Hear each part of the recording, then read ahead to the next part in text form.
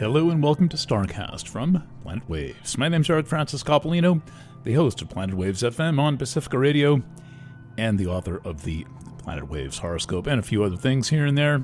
Thank you for joining me for this edition with the date of the 19th of April 2023. This is being released just ahead of the hybrid total annular solar eclipse that takes place overnight Wednesday to Thursday in most of our time zones, early in the day Thursday down under in Australia and New Zealand.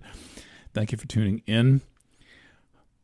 We have this combination of a very odd eclipse taking place in the last degree of Aries, followed 2 days later by Mercury stationing retrograde. So that's a lot going on, and it is a cautionary in that eclipses are not only points of resolution and passage from one place to another, but they're also pattern-setting events. And so you want to make sure that you're doing what you can, not only to resolve the past here as we approach Mercury retrograde, which is pretty much a really good time to resolve the past, and as we approach the second new moon in Aquarius. There was one a month ago in the first degree of Aquarius. Now we have a second new moon. This is in the last degree of Aquarius, and it happens to be this hybrid total annular solar eclipse. That's an eclipse that's total for part of the time. It's annular for part of the time. An annular eclipse is a kind of a total eclipse, but the moon is just a little too far away from the Earth to cover the disk of the sun completely. I'm not sure the astronomy of a hybrid annular total eclipse. Maybe there's an astronomer out there who can explain it to us in the comments. They're quite rare. I think they happen somewhere between 1% and 3% of all total eclipses, so that's not very often. That's only a few per century. And we are in one right now that will be available from basically, if you take a look at the path of totality, it's down under. It covers a swath of Australia. You who are in the path of totality know it. It's not a thing that will be visible from anywhere in the northern hemisphere. However, that does not really matter with eclipses. They are these moments of passage and of transition and of let's say, merging and intersecting with ourselves. They can be very intense times for certain people, and they represent a kind of a narrow opening through which we must pass in some ways, and also an acceleration and condensation, concentration of events as if things are happening in an accelerated form, and there is also the sense that there is somehow fate operating in some way. Whether or not that's true is another matter, but the feeling of fate operating is a thing to take note of, and it often happens at the time of eclipses. And one of the things I do recommend, and I learned this from my old friend Dave Rell, remember him from the Astrology Center of America, previously Astrology Center of Northern California. He was one of the people who prepared me to be an astrologer and introduced me to many of my elder contemporaries, whom I called up and interviewed at great length, and that's how I learned so much. The first few years was doing countless interviews. Anyway, thank you, Dave Rell, long gone from the planet. And he explained to me that one of the things you want to do on the day of an eclipse is something that you like to do. So I do like to do this, and I like to do astrology, but I'm going to be wrapping up and closing up shop tonight, and probably not writing anything more than the weekly horoscope that I have submitted tomorrow. And my intent for the next couple of weeks is to catch up on old business, to move as slowly as possible on new business and to catch up on old business. So that means a whole bunch of you are going to be getting your chart key readings, your chart sets.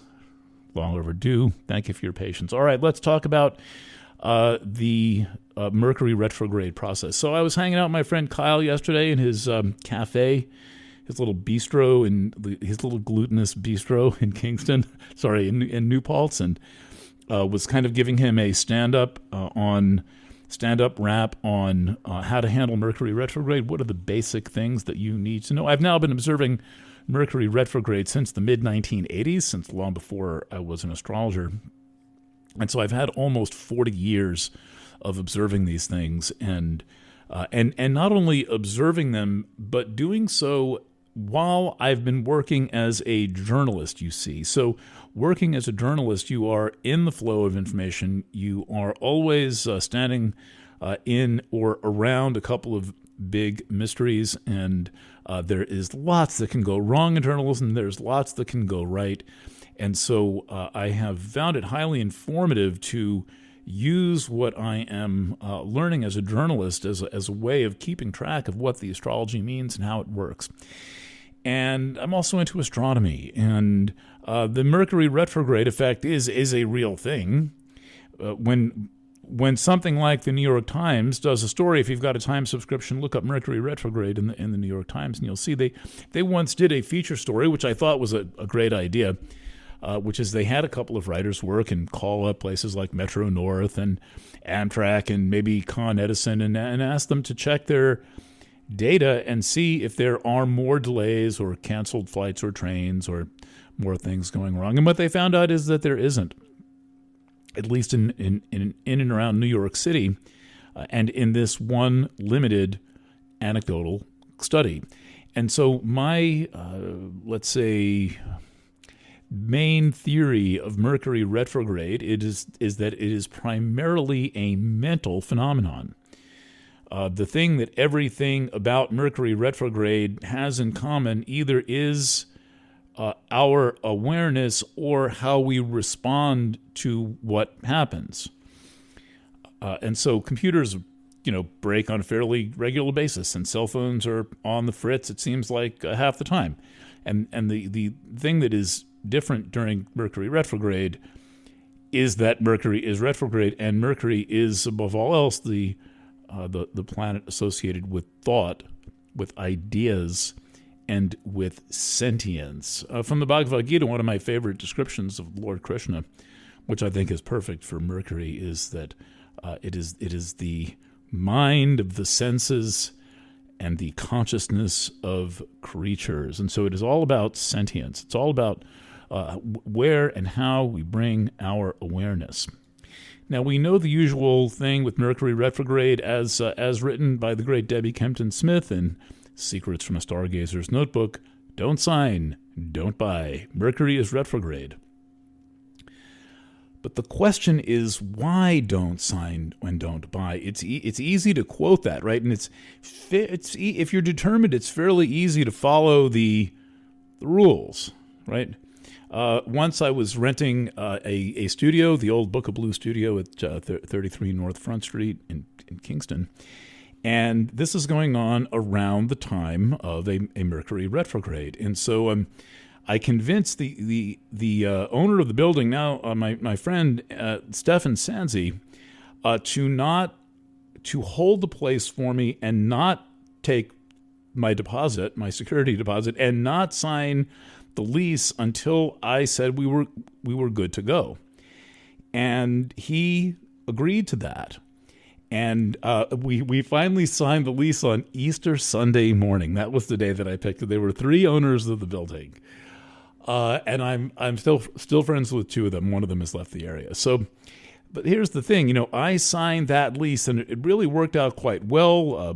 Blue Studio was fabulously successful, but it turned out that this was the first lease that Stefan was taking from a tenant in a new business, which was going to be a real estate leasing business.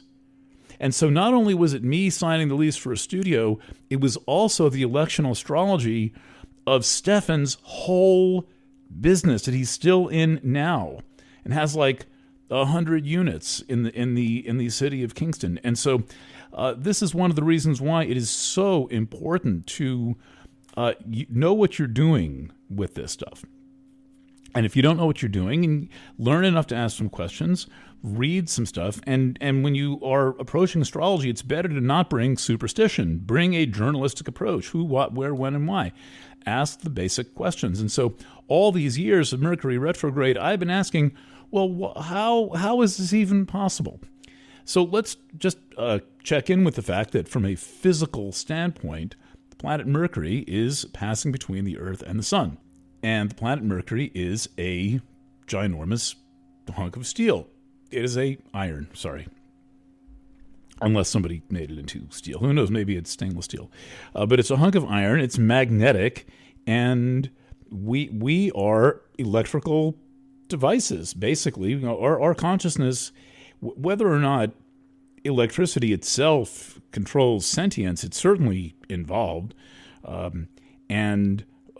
So therefore, our minds could certainly be influenced by this huge, the biggest magnet passing between us and the sun. And the sun's rays pick up the energy, and all the photons are, basically being kind of influenced by the magnetic field and all of that stuff. So I don't think that's enough to make your car break down. It certainly seems like there's more breakdowns than repairs of things during Mercury retrograde, and I think it would be worth studying. What I like to study is the awareness of how we handle those things during Mercury retrograde. And in any event, it's good to slow down your spending of money. And I don't mean neglect yourself. I mean, don't be wasteful and don't be frivolous, for those who can afford to be so, and even those who cannot afford to be so.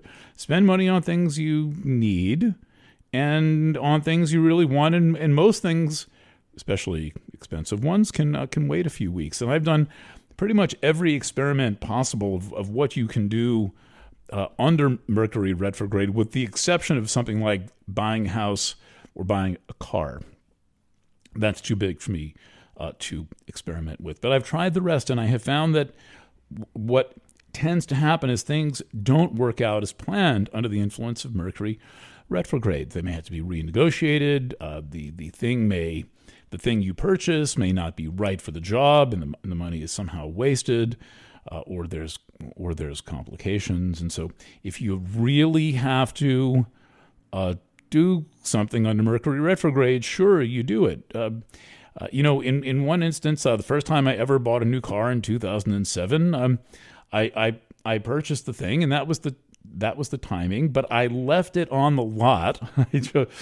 And this is not superstition. This is just me practicing my craft and being true to my work. I left it on the lot till the day that I thought it was a good day to drive it off the lot. And I explained to the people in the Nissan dealership what I was doing, and that was that. So I'm not afraid to inconvenience myself or others slightly for the purpose of having a better outcome. Now, that said, what's really going on here? And I can't exactly tell you how it is going on. I don't know all the mechanisms involved, but I have seen that Mercury retrograde, first of all, is mostly about state of mind, and then it is also about it is also about information. And by information, I mean that what I have seen is that around the time of Mercury stationing retrograde and stationing direct 22 days later, that information has a way of coming out. And so one of the reasons why you don't want to, for example, sign a mortgage under Mercury retrograde, or even have a home inspection for a new house under Mercury retrograde, or get a new job under Mercury retrograde, if you can avoid it. Sometimes you can't avoid it, and you just have to go with it, and that's just how it is. And you let the chips fall, and you see what happens. But what I have found is that around the time of these stations retrograde and direct, there's just a little something special extra that shakes out of the universe in the way of information. And so I've been able to use this strategically as a journalist to kind of nudge things along and not commit to a position. And then right around the time of the retrograde or direct, usually the station direct, at the end of the retrograde, something comes out, something shakes loose. There's there's a revelation of some kind, and it is the revelation that you're looking for. It's the facts that you need. It's the figures that you need. It is the concealed truth that you need, and must be, let's say, awaiting with faithful expectancy. That is the essence of Mercury retrograde, right? This is where it is the most useful, in the sense that, how do we say this? In the sense that you're going to learn something, and you need the information that you're going to learn. Now, most people kind of tramp and stamp through life, and certainly don't walk very lightly on the face of the earth. And for them, who knows? Maybe it doesn't matter a bit. But I'm someone who likes to get it right the first time. So okay, so there's the philosophical side of things, and let's talk a little bit about these charts. So as I've said, Mercury stations retrograde at 5:34:48 a.m. That's like around 5:30 in the morning. Wait, oh no, this is EDT. So it's 4. This is in daylight time. Sometimes I cast the chart so far ahead that the daylight savings time kicks in. But so the station retrograde is 4:34:48. That's to say 4:35 in the morning Eastern Daylight Time on Friday, the 21st of April. The station direct is on May 14th at 11:16 p.m. Eastern Daylight Time. So that's 22 days. I believe one's on a Friday, one's 22 days later on a Saturday. And they are both interesting charts. One thing they have in common is that the moon is making a conjunction in both charts. So, for example, in the chart for Mercury stationing retrograde, the moon is exactly conjunct Mercury stationing retrograde. Mercury is at 1537, and the moon is at 1554. That looks to me like a quarter of a degree apart. So that's like an unusual little thing. That's like, oh, that's interesting. Or you can't say what it means exactly, but it's emphasis. And where there's that kind of emphasis, you want to just keep your ears on and pay attention. Now, the one interesting bit about this Mercury stationing retrograde is that Mercury has come up to about 2 degrees away from Uranus in the middle of Taurus. Mercury is in Taurus also, by the way. And it does not make the conjunction, then goes retrograde, then it goes direct, and in about, I don't have astrology software on this computer, about 6 weeks from now, it'll be back where it started, and Mercury will make that conjunction to Uranus. But what's going to happen is that as soon as Mercury goes retrograde on Friday morning, the moon, which is conjuncted, keeps going and makes the conjunction to Uranus a couple of hours later, about 4 hours later. So we get a little hint of what this Mercury-Uranus conjunction is about, because the two planets are joined by the moon. Another conjunction going on in the chart for the retrograde is that Jupiter is exactly conjunct Eris. This is a big deal here in the digital age. Eris being the ultra slow-moving planet, 554 or something year orbit. It's way, way past Pluto, about the same size as Pluto, famous planet, forced the reorganization of the solar system way back in 2006, and Pluto is now a minor planet, 134340 Pluto. It's no longer, allegedly the 9th planet. It is in the minor planet catalog. Again, this might be good trivia. 134340 Pluto. Minor planets all get a number in front of them. I forget the number of Eris, but Jupiter is conjunct Eris, and this is a one-time event in about 13 years.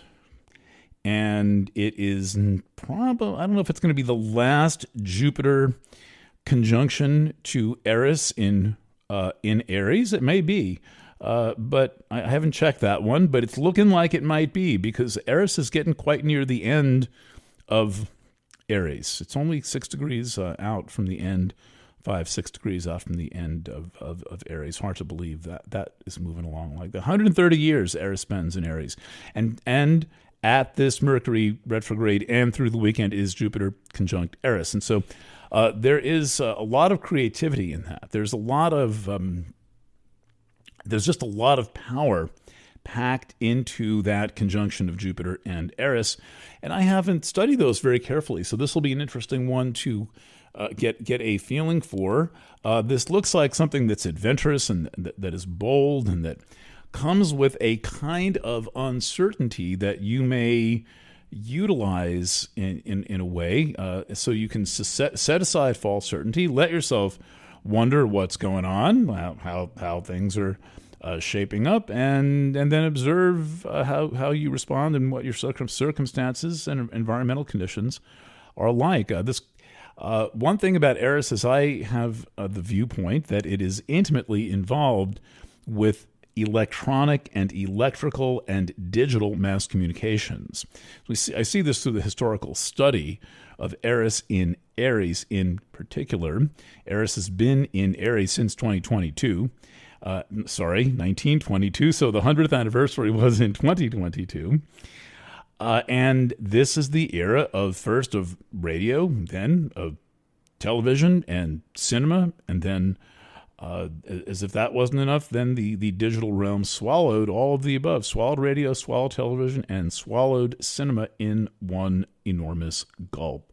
So Jupiter conjunct Eris as part of this. Now, if we go ahead to the station direct on May 14, late at night, 11:16 p.m. daylight time. So that's the way that we say that here at Planet Waves is overnight, the 14th to the 15th. Since it will be the 15th in England and so forth, and Europe, and the 14th throughout the United States, the moon is again conjunct something. Very close conjunction, 10 arc minutes, 1/6 of 1 degree conjunct Neptune. So we have the moon conjunct Mercury at the beginning of the retrograde, and the moon conjunct Neptune at the end of the retrograde. That is mysterious. Maybe Mysterion will entertain us.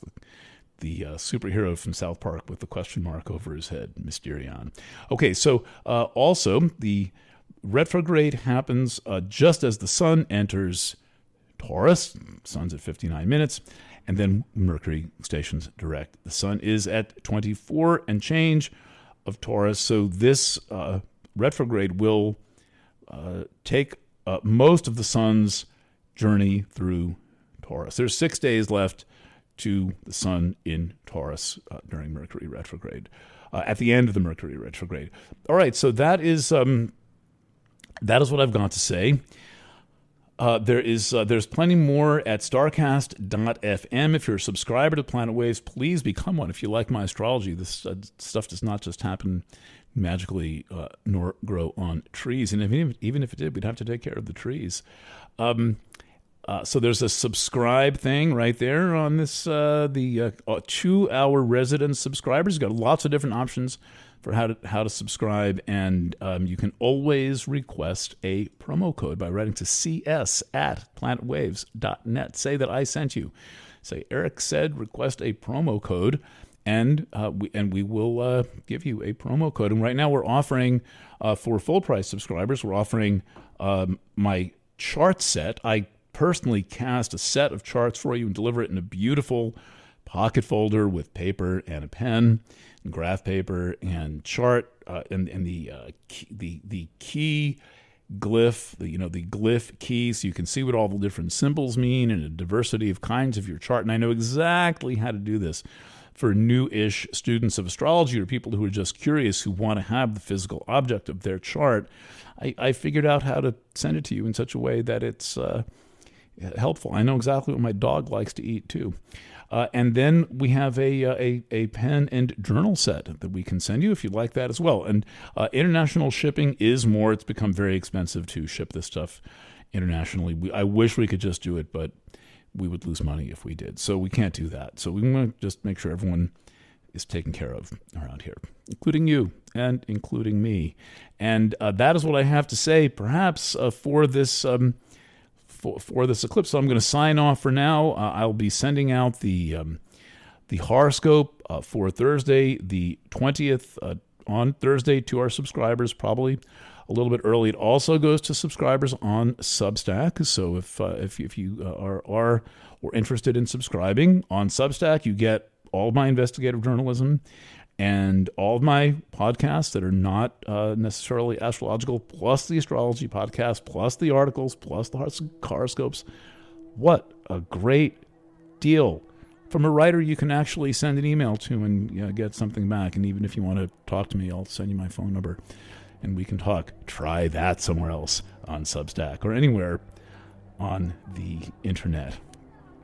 Okay, so signing off on a lovely, cool, partly cloudy afternoon here in Kingston, New York at 4:15 p.m. on Wednesday, the 19th of April 2023, just ahead of the total annular hybrid solar eclipse in the last degree of Aries.